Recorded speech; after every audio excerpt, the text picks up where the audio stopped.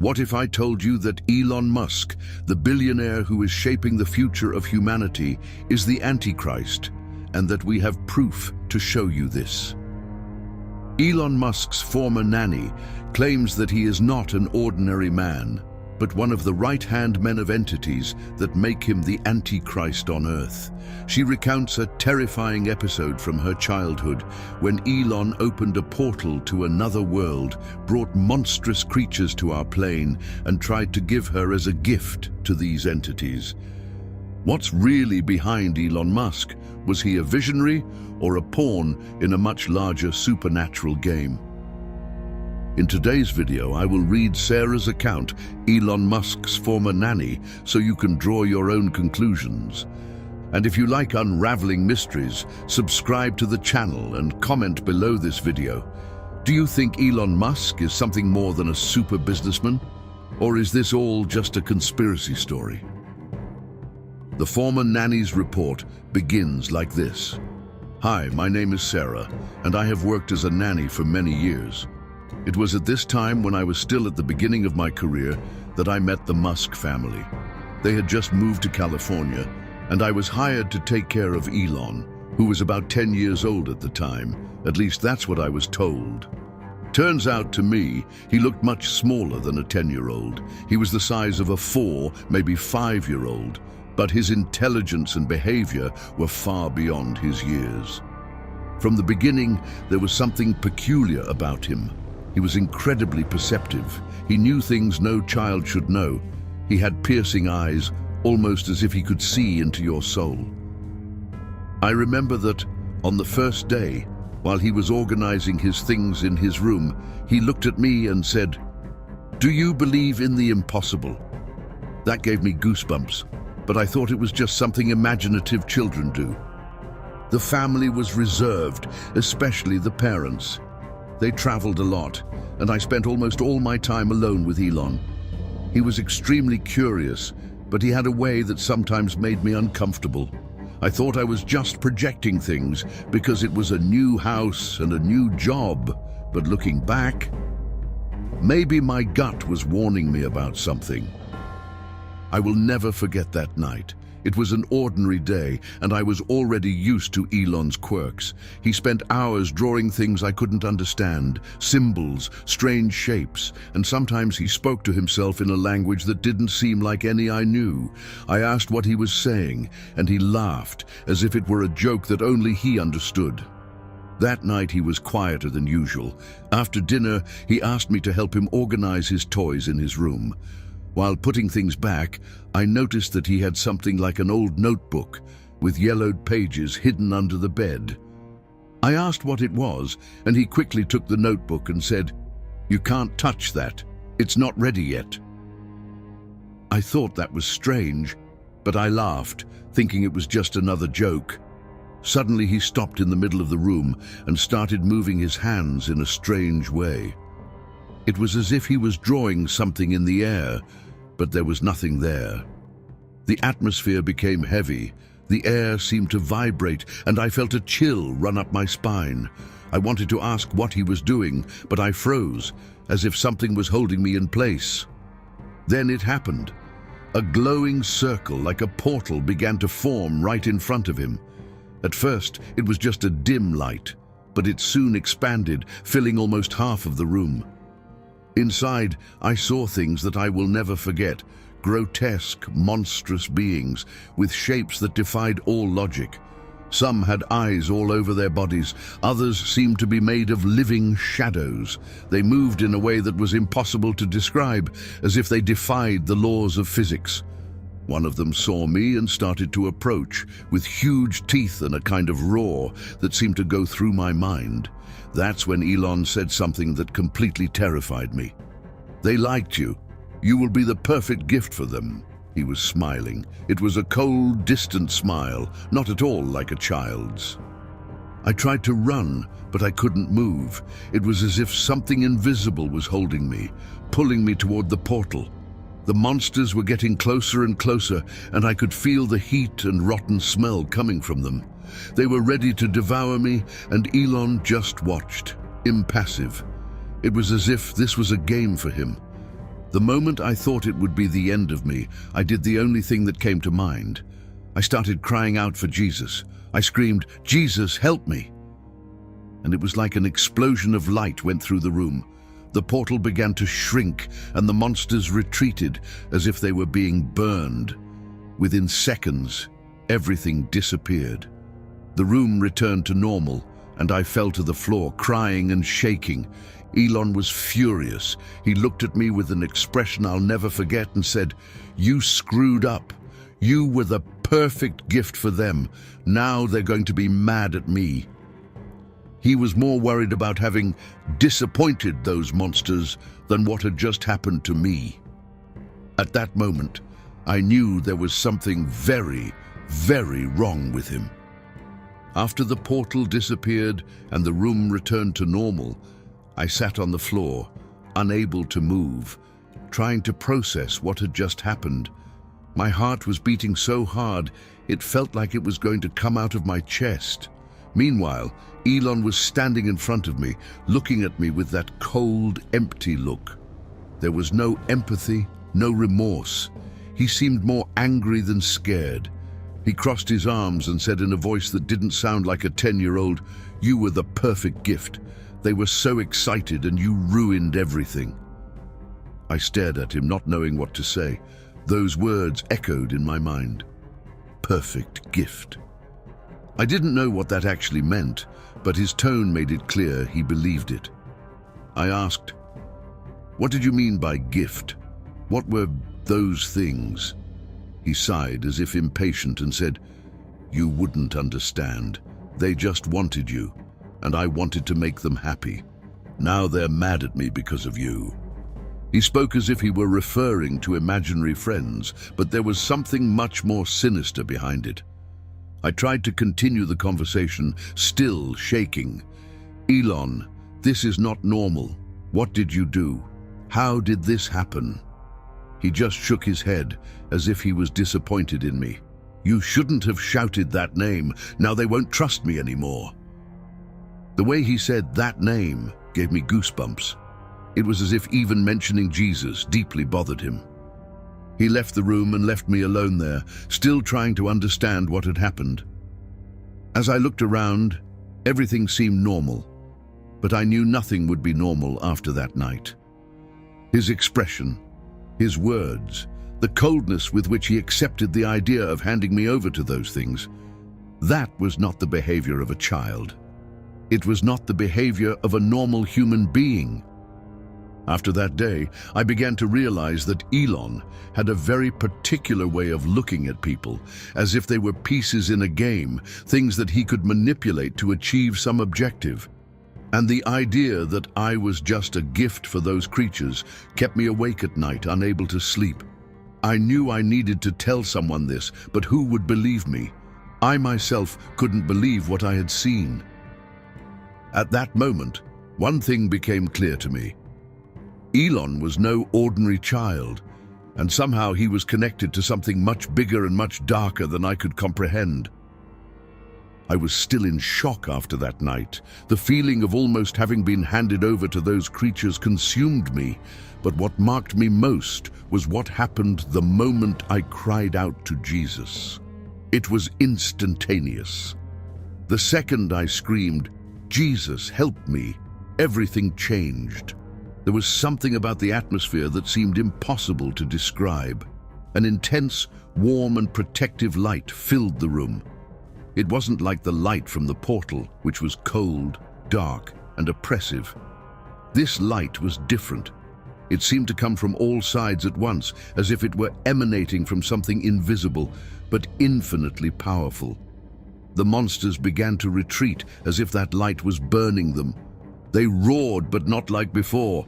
This time, it sounded like a sound of desperation, of fear.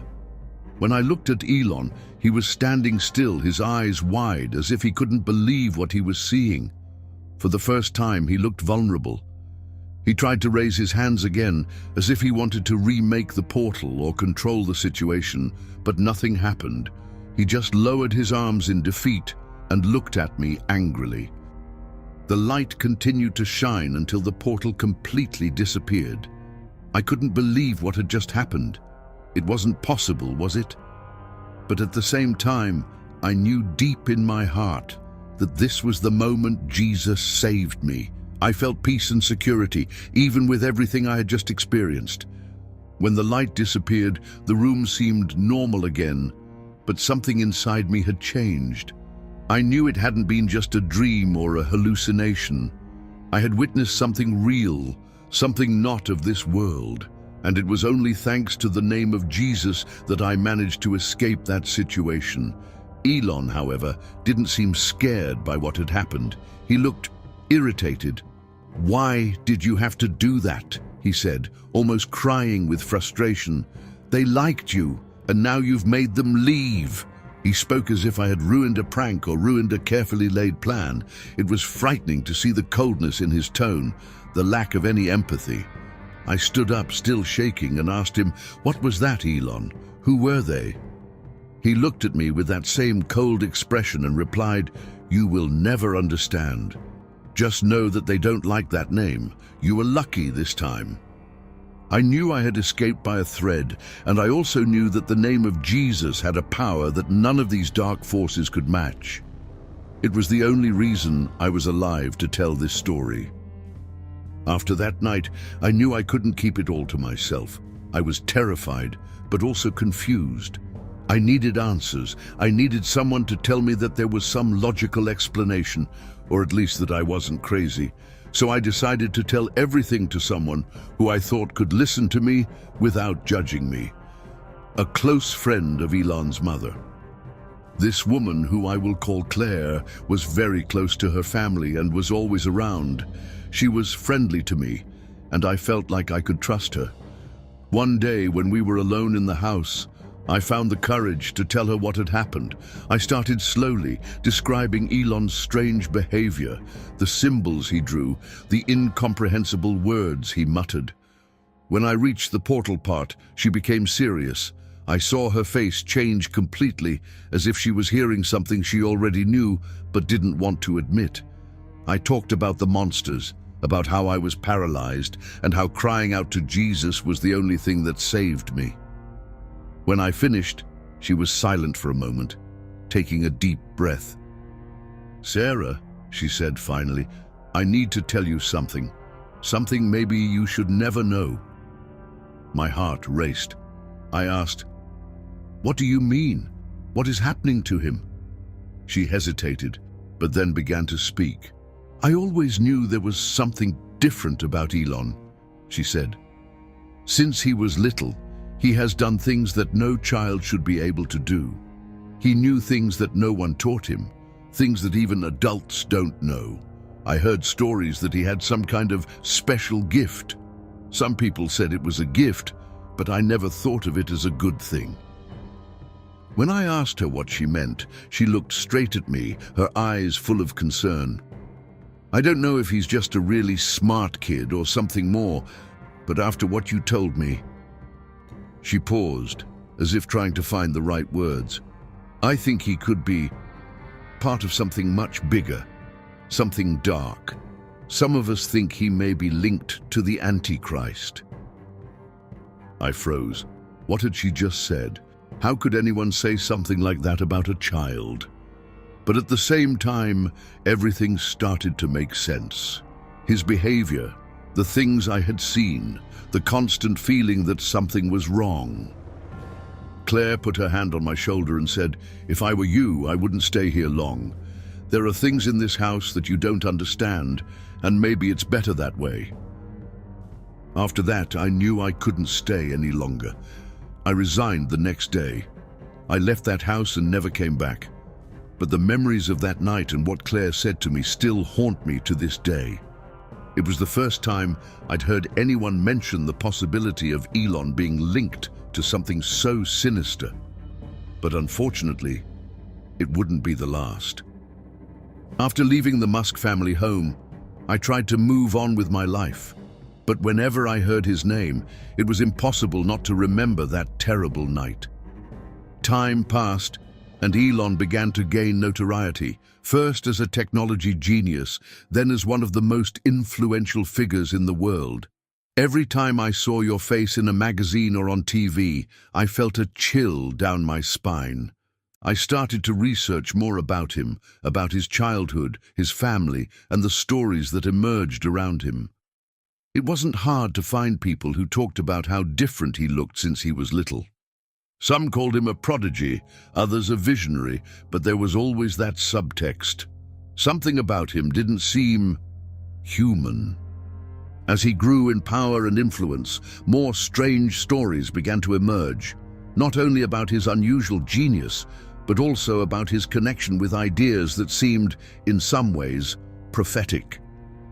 Some people started saying that he had knowledge of technologies that didn't even exist yet. Others claimed that their companies, such as SpaceX and Neuralink, were touching areas that could redefine humanity in ways that bordered on the supernatural. One theory that caught my attention was that not only was Elon ahead of his time, but that he could be working on behalf of much larger forces and not necessarily good ones.